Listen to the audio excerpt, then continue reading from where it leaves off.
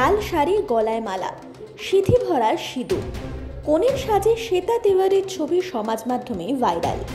বধূরূপে ধরা দেওয়া শ্বেতার পাশে পাত্র বিশাল আদিত্য সিং। তবে কি তৃতীয়বার বিড়ে বিড়িতে বসলেন শ্বেতা? সম্প্রতি অভিনেতা বিশাল আদিত্য সিং এর সঙ্গে নায়িকার সম্পর্ক নিয়ে কম গুঞ্জন তৈরি হয়নি।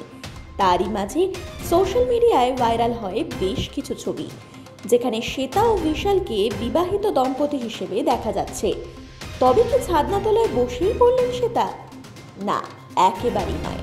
ছবিটি একটু খতিয়ে দেখলেই বোঝা যাবে যে এই ছবি আসলে মর্ফ করা, অর্থাৎ বিয়ে করেননি শ্বেতা তিওয়ারি ও বিশাল আদিত্য সিং, বরং লাল শাড়িতে শ্বেতার যে ছবিটি তা আসলে অভিনেত্রী স্বরা ভাস্করের বিয়ের। সেখানেই স্বরার জায়গায় বসানো হয়েছে শ্বেতার মুখ, আর তার স্বামী ফরহাদ আহমেদের জায়গায় বসেছে বিশালের মুখ। ছবি নিয়ে প্রতিক্রিয়া দিয়েছেন বিশাল। অভিনেতার মত, আমাদের বিষয়ে অন্যরা কি বললেন তা নিয়ে মাথা ঘামাতে যাবই বা কেন।